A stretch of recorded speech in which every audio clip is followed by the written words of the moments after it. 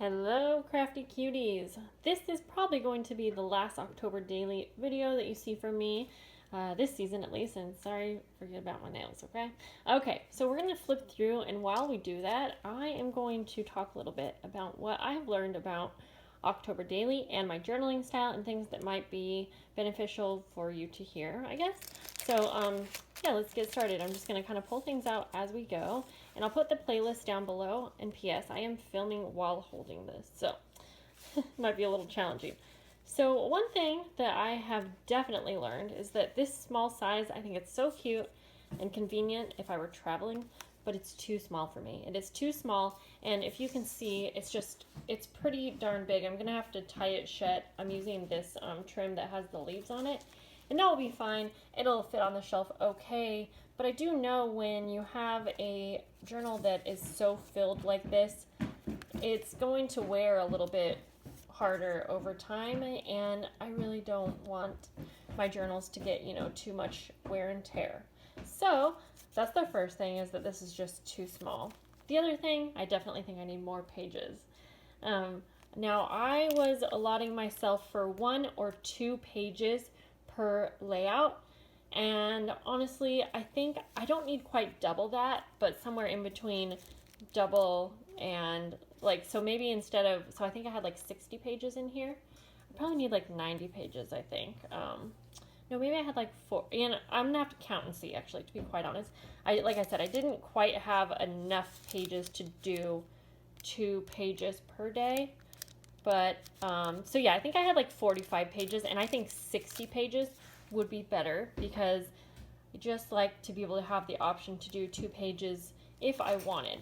And then the next thing that I learned is that I used to like daily journaling, but in my new life with a baby that doesn't sleep, daily journaling is too much for me. So in the future, say December daily, I will participate. However, I'm definitely not going to be urging myself to do a daily journaling, because I just feel like I can't not do a layout for each day. So for instance, when at the end of the week, when I'm catching up, I will kind of scramble to find something for each day so that I end up having a layout for every single day, but it doesn't end up being very meaningful because I'm just scrambling to find something. And so how I would like to do it is, if I'm catching up, go ahead and catch up, but maybe just do 1 photo or 1 journaling page that is actually something meaningful, rather than scrambling to find 5 pictures to add in, but they're pictures that I don't really care about. Whoops, this should come out. It's a picture of my meals, but I just have one hand, and it's must be a little glued in there. So those things are definitely, I'm glad to have learned that, because it helps me figure out what the perfect journal is for me. So also, I mentioned this size, it's just not big enough. These pages got a little too warped for me, and I just think I was trying to fit too much on each page. I also realized that I kind of like to have this size of a photo, which is probably 3 by 4, rather than the really small pictures. And so I need more space for that, because then I don't have enough room for things. Let's see here. So this is a nice size, but honestly, I like the bigger size a little bit more. The other thing that I learned is that I don't need nearly as many embellishments and die cuts as I think I do. I'm going to show you guys what I have left over from the little kit that I made at the end of this. And I'll show you why I say I don't need die cuts. Because honestly, guys, I just threw them on here to use them up. I do think they look nice, but it just wasn't a natural thing. It's not something that I really wanted on the pages. When I'm doing a journaling challenge like this, I really just like to throw a picture on the page and have it be good, or I like to have a spot for journaling and have it be good. I love decorated pages, but I personally like the pre-decorated pages, and I just haven't figured out a way to do that perfectly. for myself. Now, you guys know, or you probably know, that I absolutely love making journals for other people, and I like having the pages super decorated. But for some reason, I find that really hard to use in my journaling. So what I mean is, by having a very decorated journal, I guess I find it hard to use. Okay, and just a little side note, I left this page blank because today is Halloween, and so I'm just going to print out one photo of the family and put it right here, and then if I have any other pictures from Halloween that I want, I will include them over here. And like I said, I just have one freehand, so I can't really take everything out, but I'll show you the last little. So at the end, since this was for day 30, what I did here is I made a little file folder, and I had a lot of leftover photos, like there's probably like 8 in here, I think. And so what I did was I clipped them all on, I gave them all a number on the back, and then on this guest check, I went ahead and numbered, so I guess I had 6 photos. I numbered, and I did a little description of what each photo was, so I don't really have to do a lot of journaling, but I still include everything.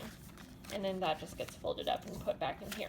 So, yeah, so I guess what I was saying is I think I need a more simple journal, but maybe with the designs that I am wanting. So for Christmas, I think I'm going to make my journal bigger. I'm going to give more pages, and I'm going to use the whatever Christmas paper collection I am liking. I think I'm going to actually use that for my pages, maybe add a little bit of decoration like lace on the sides, because I realized that when I was using these blank pages and then I'm gluing on a piece of paper for each layout, that adds a bunch of bulk, and it also really warps the pages, if you can see that. And they'll be fine over time, like they'll flatten out a bit, but like it just adds too much bulk. So I am going to change that up, but then like I said, I don't need to have so much set out, because look at all of these leftover die cuts, and I had these out to use in my October daily. And so I have just so much left over. These bulky items, they're really hard to use. And this is just for me, okay? Like this, so what I'm not saying that what works for me is going to work for you, but it might be something to think about if you are having problems keeping up with these daily journaling challenges, because I think sometimes we're giving ourselves too much to go off of, when it really can just be a very simple thing for journaling. We see all these really pretty die cuts and stuff, but it can be really hard to use those. And then at the same time, when you're doing a daily journaling challenge, it can also feel like you have a lot of pressure on you. And so I just want to remind you that, do what works for you. And then I have all of these papers left over as well. And I do have some photos left over, but I did manage to use most of the photos I wanted. So this all right here is all leftover stuff that I thought I was going to be able to use and jam into this little journal. All in all, I'm happy I did it. I learned a lot, and I always do. And I'm happy that it's finished. I'm happy I don't have to catch up later. And then real quick, I wanted to say a quick thank you. This is super late, a month late. But this was from Kelly and the Junk Journal Junkies, etc. Connections. It's a Facebook group online.